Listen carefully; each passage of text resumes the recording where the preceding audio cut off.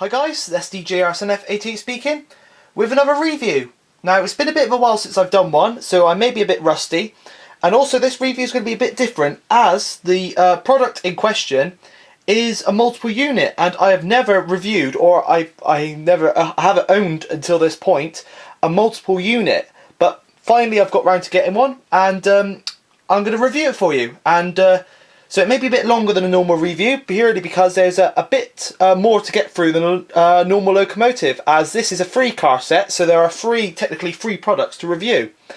Anyway, without further ado, the unit in question is of course the Bachmann Class 108 free car set. Now, this was an absolute steal. I got it off of Hatton's. I only tend to buy things off of Hatton's if I'm really desperate. Of course, I always support my local model shop, but sometimes there are some good offers on Hatton's which are hard to refuse, and this was one of them. It was only £82. £82 for a free car set. Now that is really something. That's a real bargain indeed. In fact, there's some other liveries. There's a BR Blue one. I got a funny feeling the BR Blue one is a bit less because it's a bit less sought after livery.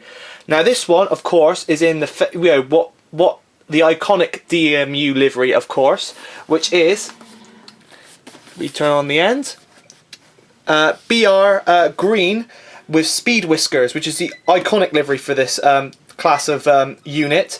As you can see, we've got the product code. I'll just zoom in.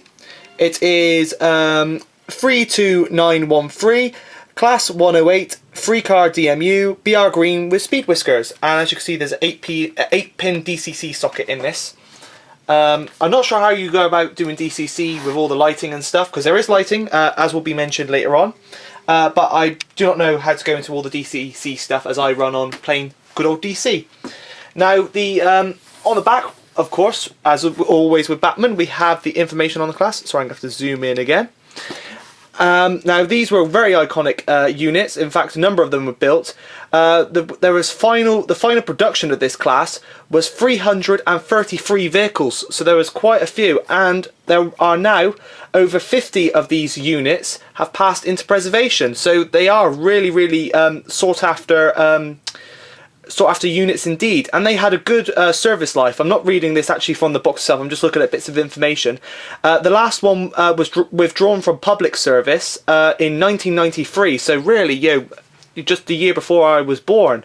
So they were, so I sadly just missed out on seeing these units, but some of them obviously went into sort of departmental stock and were used on like work trains and stuff. So they still, you still could see them right up until quite recently. In fact, there are still some heritage units that are used on the main line still. I know that there are a few bubble cars that are used by Network Rail and stuff. I believe. I'm not sure if they were recently made redundant, but I know that there were recently a few still in service. So it was the same with these, and there are quite a few of these in preservation. A beautiful unit indeed. Of course, comes with this really nice packaging. Bachmann have really displayed it well. As you can see, it's very big indeed, but it's quite compact at the same time, considering what's inside. So I'm not going to open this on camera to save time.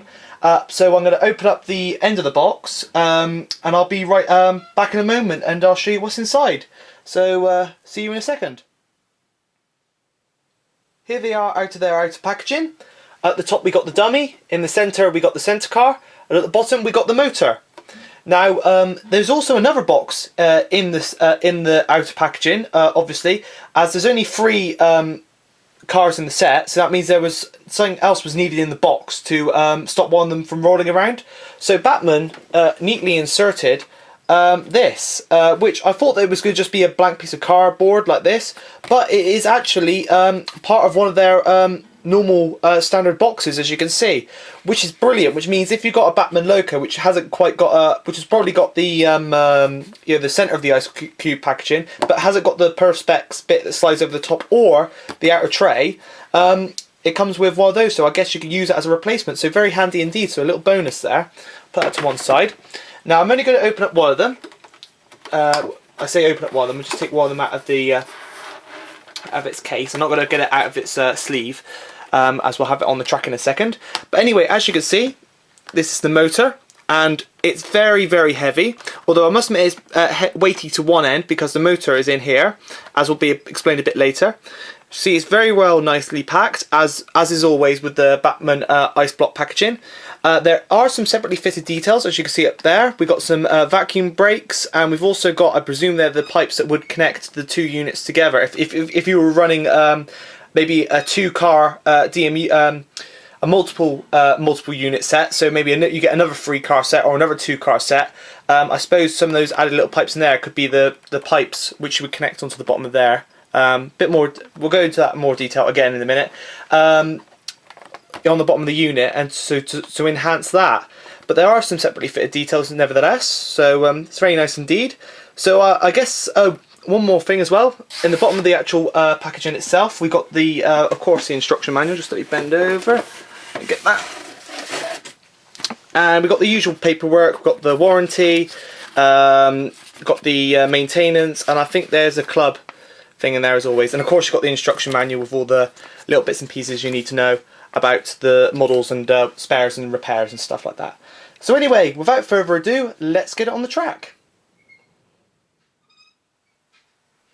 Right, the full unit is now set up on the layout.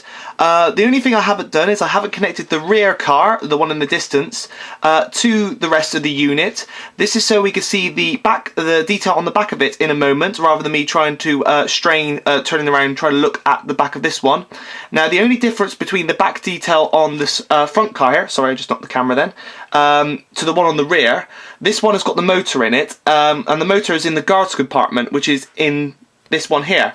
Now, the guards compartment does have two windows which are located on the back of the it. I will briefly show those in between the gap, but it doesn't have those on the rear. But apart from that, they're practically both the same.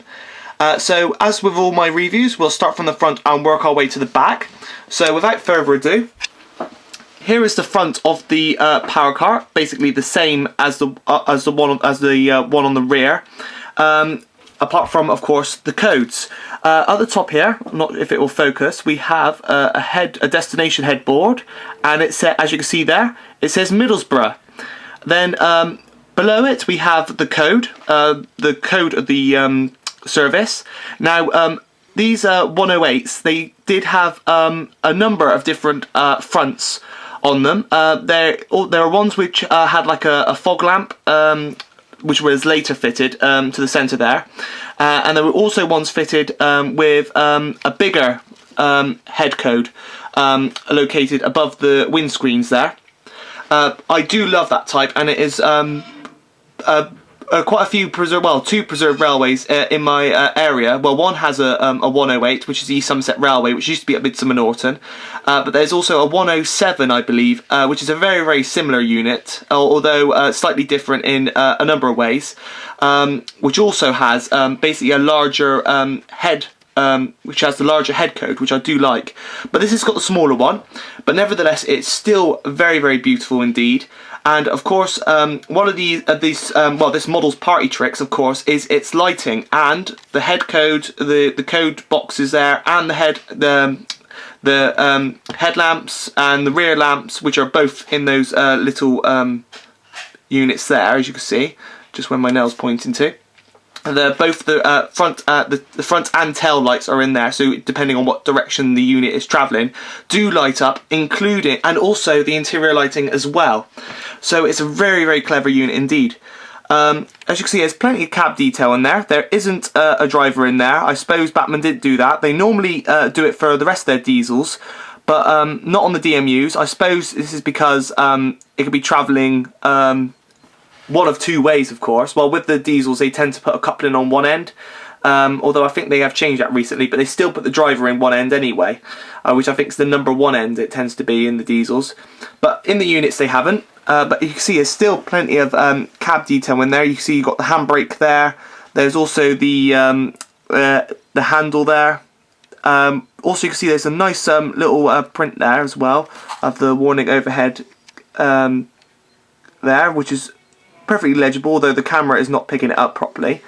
But there is a number of other bits of cab detail in there, and of course, as you can see, there's plenty of room to add the crew if you wish to.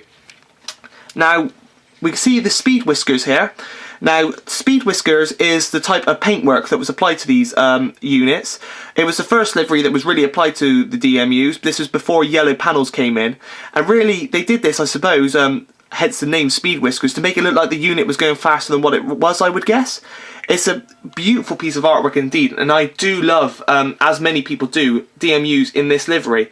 Some people hate the yellow panels. I'm kind of partial on the yellow panels personally, but I must admit, this livery really does suit the units very, very well indeed. And of course this was applied to not only the 108s, it was applied to the 105s and basically practically all the other units that were built around this period of time.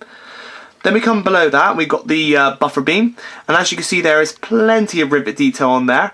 We also have the lamp irons, as of course lamps were still could be added if need be. Then we have to the right, we have these little pipes there. You can see them just there. I believe that is what they what is used for if units were coupled together. So that means you could control both units if coupled together from one cab. Obviously, it would be on the other end if it was coupled at this end. So a very clever idea indeed, really. And of course, it's still used on modern units and locomotives today. Then we come around to the side.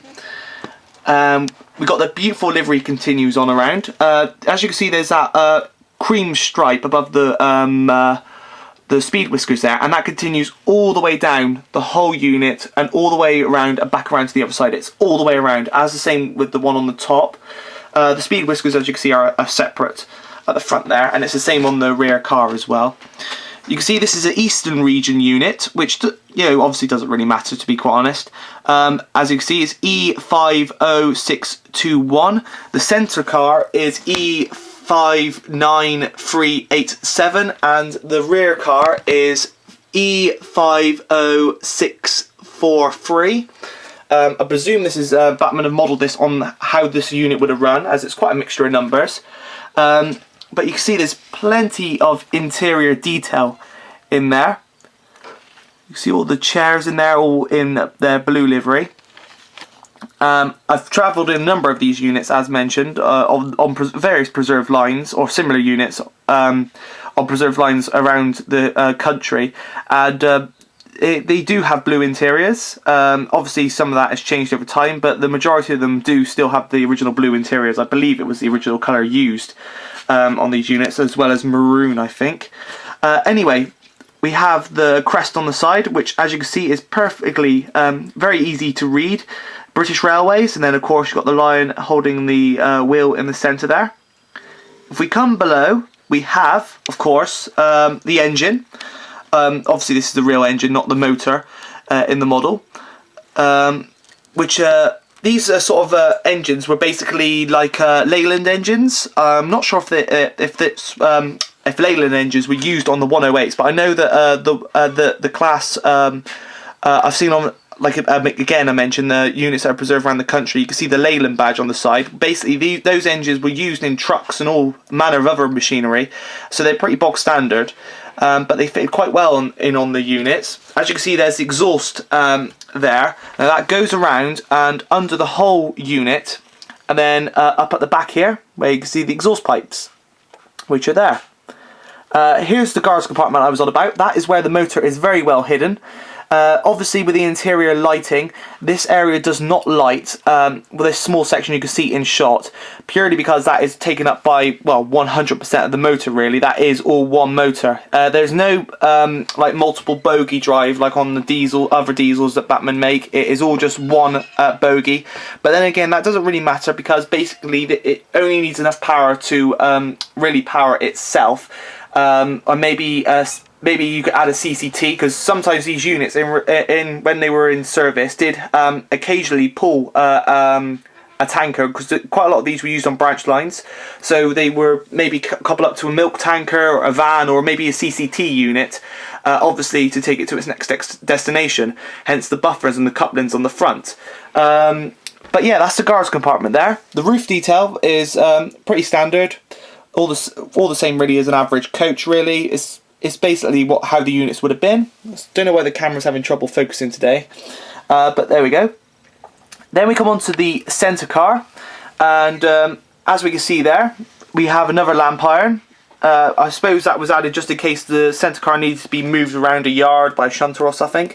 There's the, coming back onto the power car a minute, as you can see there's the window I'm on about, just to the right of the exhaust. There's also another one on the other side, but we'll explore the rear detail a bit more on the dummy car on the rear, as of course that one's going to be easier to get to. And I won't go around the front of that one, because the only difference is of course the code and the destination board. But anyway, back onto the centre car, as you can see, all pretty much the same. Blue interior, very nice indeed. Of course, interior lighting, but we'll see that in a moment. The bogie detail, we'll come on to the bogies because I didn't explore that on the power car, but it's practically the same. As you can see, it's very well picked out, lots of rivet detail on there, and of course the highlighted yellow axle boxes. All very beautiful, and does add to the effect of the overall unit. We come up onto the top, past the lavatory there, which with its blanked out window, of course, to provide privacy. We have some of the piping on the top here. I presume this is guttering, obviously for the filling of the water tanks, because I noticed this is above the toilets, and I presume there's a toilet on the other unit, on the other side, I'm not sure. And obviously this is where water would be added to the sort of the cistern above the top of the toilet, I guess. Because it's the same pretty much on Mark 1 coaches, as many of the DMUs sort of did, the basis of their designs were actually derived from coaching. I think quite a lot of the units were based on Mark 1s, and I read somewhere that many of the units actually do owe a lot of their existence and many of their parts to Mark 1 coaches, obviously making them pretty standard, which is quite a clever idea indeed, really. Now if I just rest the camera down here a second, and I pull the unit forward. I believe I got it in the right direction. I probably haven't. No, I haven't. Here we go. Now I have. Just separate the two there. We can get in and have a look at the back of this one. Now, as mentioned, the only difference is, of course, the windows to the right and to the left of the corridor there. But from what we can see on this one, we have, of course, the exhaust detail, and I do love these exhausts on these units. Some of the earlier DMUs, like the 105s, the exhausts from the engines would go up through the guards compartment and out a little hole on the roof, which which I read somewhere did cause a bit of trouble. So later 105s, and of course, well, 108s and many other DMUs in the fleets, and to this day as well, the exhausts come up beside the corridors on in between the units, which is quite a clever idea. But you get these beautiful exhausts, almost like truck exhausts, which of course does reference the engines that we used on these units again.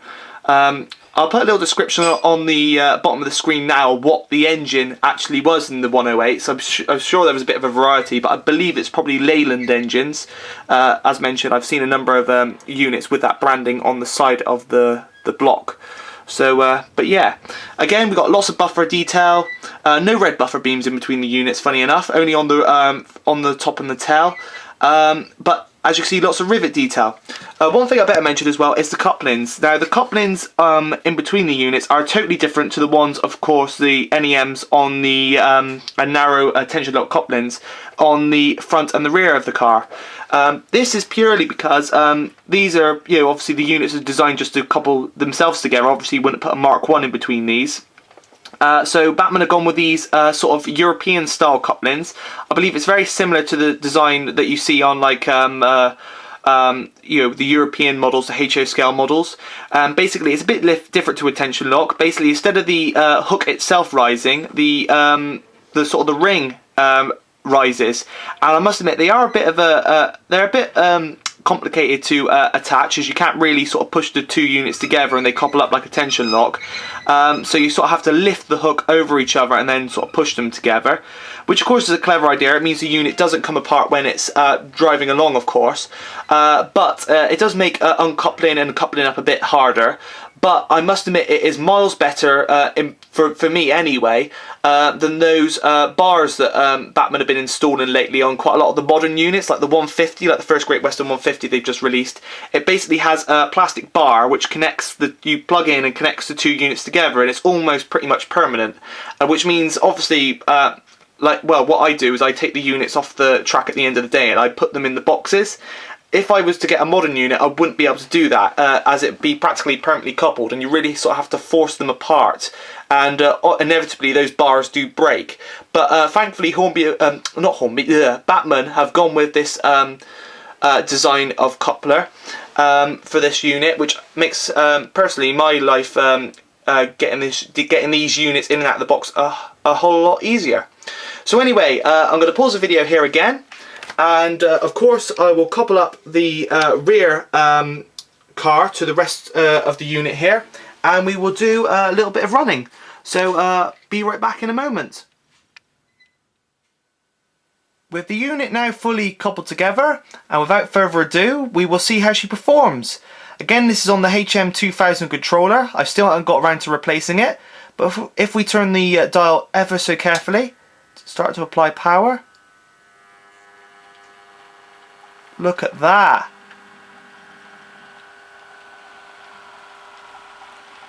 Now she has only briefly had a 10-minute run in both directions, so she really does need a full proper run in still.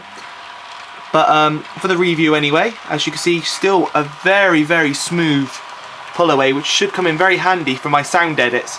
As I mentioned, well, as you can probably hear, she has quite a distinct hum to the motor, which almost sounds, in a way, very slightly like the real engine in these units. Now obviously this one does have two engines, one in the front car you can see there with the silver exhaust pipe, and again one on the rear. I think I did forget to have a look at the detail on that one, but then again it was quite out of reach.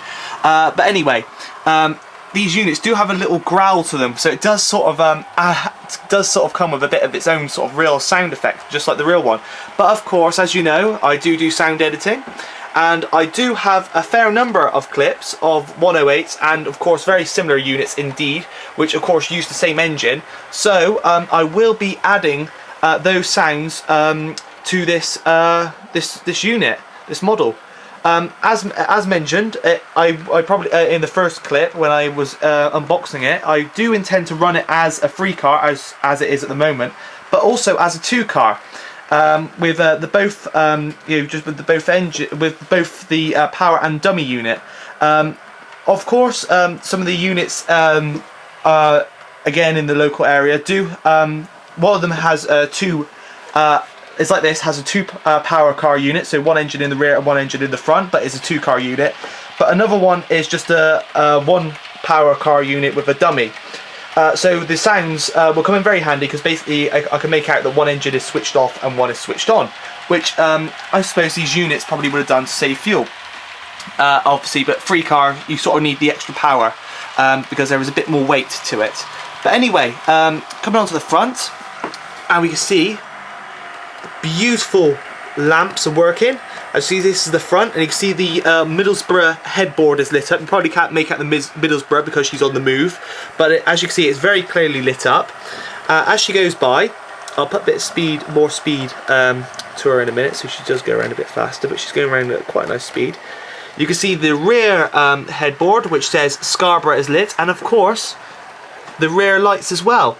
Now, as mentioned, she does have interior lighting, but in the sort of daylight, or in the, well, fluorescent tube light, you cannot see that.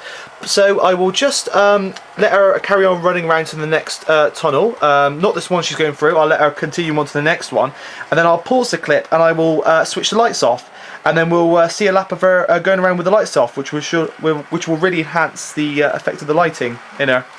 But as you can see, she's going around really smoothly, really nice. Has no trouble with the points whatsoever, and as mentioned, it's only the one bogie drive, so she's doing very well indeed. And I must admit, that motor can pull way more than the unit alone. It could easily pull a load of Mark 1s as well, but obviously, why would you do that with the DMU? So right, I'm going to switch the lights off, and we'll see a shot of her running with the lights off. So be right back in a moment. As we can see, the lighting is really coming into a world of its own. The camera is making it a bit darker to see the interior lighting, surprisingly. It's very clear to see in the flesh, but you can just about see it reflecting off the rails. If I come down lower, There we go. We can see the interior lighting now. I don't know what it is, but the camera isn't very good at night focusing, as seen in some of my night shots I've done recently on railways. But there we go. We can see the interior lighting now. It's managed to grasp focus. But personally, I do love this interior lighting. It's not over the top bright. Some modelling manufacturers like Hornby have made the mistake of making interior lighting too bright. They've recently released a load of coaches with interior lighting like Mark 1s, Mark 2s and Mark 3s. Now with the Mark 1s and with the Mark 2s and Mark 3s, I can understand the lighting being quite bright because it is more of a modern unit. And of course they have fluorescent tube bulbs, which obviously are white. But in the Mark 1s they look quite ghastly and not really period. Obviously, what they really should have done is gone for a sort of a yellowy glow lighting like this, which is quite low, obviously representing the older bulbs that were used in the coaching stock, just like in these units. But very sorry for it not focusing very much, and you just seeing the odd bit of lighting. But trust me, it is much brighter in the flesh. I know people have done reviews on these units before and they have mentioned having trouble picking up the lighting too. But as you can see there, especially in this rear, when I catch hold of the rear car with the lighting from the down below from the trap door, you could sort of really see it. And of course, you obviously got the rear lighting there, glowing red beautifully, although the one on the left does look like it's glowing white. I don't know why, but it is glowing red, I can assure you. But what a unit, and for what a price. So, anyway, I'm going to pause the video here again, and we will I'll round up this review. So won't be a moment.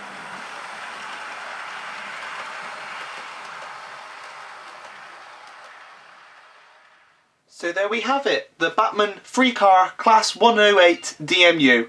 What a superb model indeed, and of course what a superb price. I say if you see one at this price, just get one. They are absolutely superb. You will not be disappointed.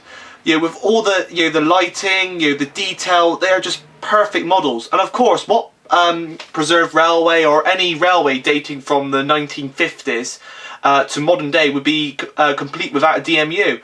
I mean, these come in a variety of liveries. There's also a 3-car BER blue liveried one with full yellow ends, which I think is even cheaper than £82 at the moment on Hattons, if they are still available. I didn't check as of this morning, but I'm sure a few people might have got themselves a bargain over the Christmas period. I mean, £82 for this in this stunning livery. I mean, words can't explain it. It's just such a beautiful unit. And of course, this is my first DMU. So apologies for this review being a bit longer, but of course this we're not really reviewing one product, we're reviewing 3 in one, which is quite a surprise really for me. So a bit of a change really. But anyway, as mentioned, I highly recommend it. Packaging, 10 out of 10. It's been very well thought out. I had no trouble getting them out of the box. Again, you get a little spare box if need be, obviously to bulk up the packaging, which is a nice touch. I thought they would have just put a block of cardboard in there, but no, they made the effort to put a blank box in there, which is quite interesting and could come in very handy indeed. Livery application, again, 10 out of 10. The livery is very crisp indeed. Those beautiful Speed Whiskers, the little